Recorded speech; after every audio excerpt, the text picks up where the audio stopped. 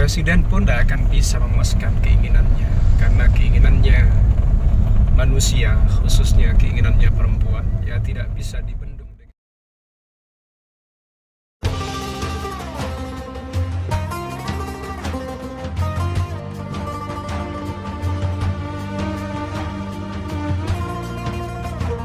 Pasangan laki-laki dan perempuan itu mudah bercerai, seolah-olah di pengadilan itu tidak pernah sepi dari sidang-sidang penceraian itu sendiri. Rupanya alasannya itu macam-macam. Ada yang karena faktor ekonomi, ada juga karena faktor tidak setia atau ketidaktulusan dan macam-macam. Dan di antara penyebab-penyebab itu kita akan meminta komentar dari Ustadz, karena beliau juga mengajar tentang pernikahan. Ada pasangan yang bercerai karena faktor ekonomi, apakah itu salahnya laki-laki atau perempuan, Ustadz? Kalau bercerai gara-gara faktor Ekonomi. Apakah itu kesalahan laki-laki atau kesalahan perempuan? Untuk memahami permasalahannya orang itu tidak cukup dengan menjawab A, B, dan C, Faisal. Iya. Kamu harus tahu betul bagaimana duduk permasalahannya.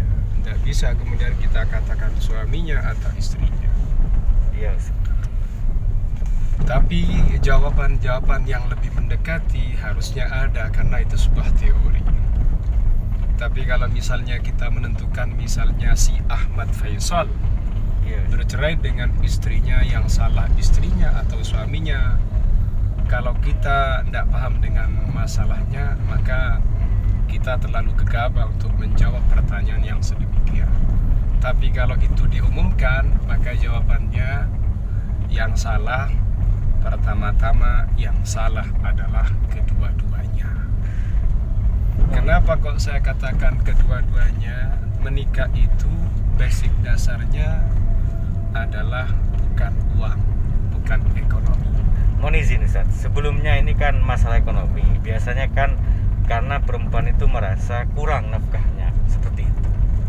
Dan itu sudah lumrah. Makanya kita khususkan pertanyaan di sisi ekonomi. Jadi ini langsung difokuskan perempuannya merasa kekurangan dengan nafkah yang diberikan oleh lelaki, seperti itu. Kekurangan itu kan ada batas minimal, Faisal. Kamu harus paham, orang itu kalau memuaskan keinginannya, dia tidak akan pernah bisa.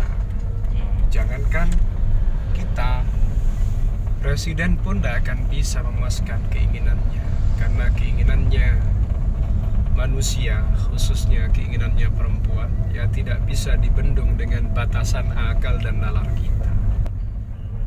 Itu kalau ngomong syahwatnya keinginan.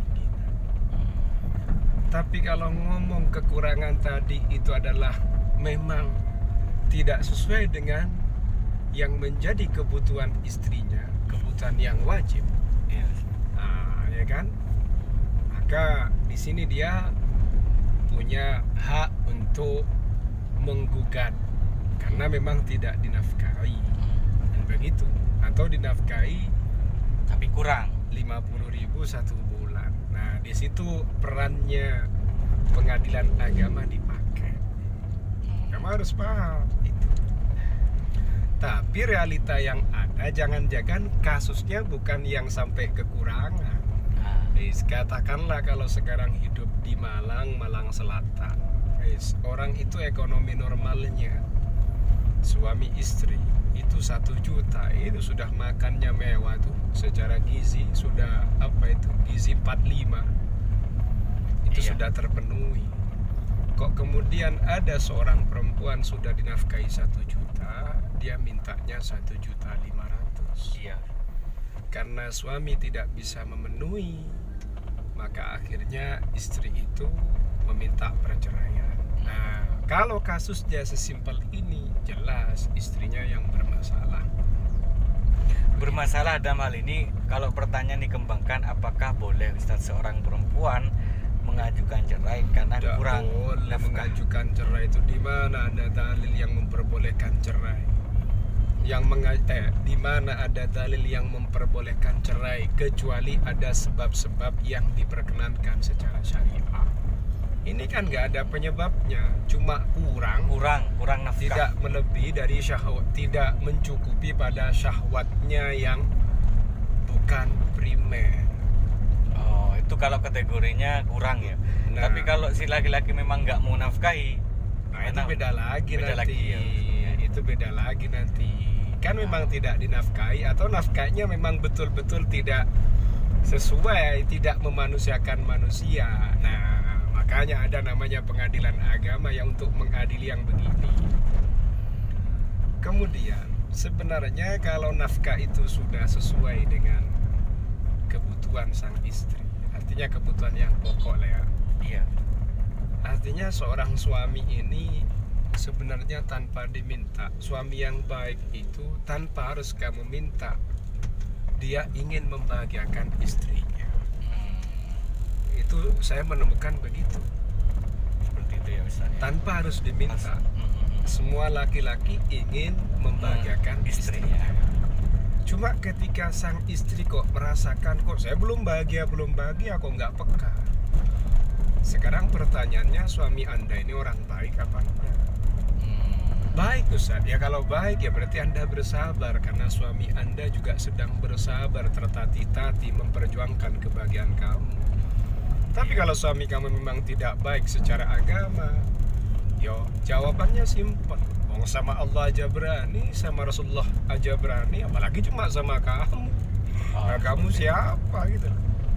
Sama Allah dia berani, sama Rasulullah dia berani, apalagi cuma sama kamu. Kamu itu siapa? Oh, seperti itu ya Nah, Ustaz. kemudian terus siapa yang salah, Ustaz?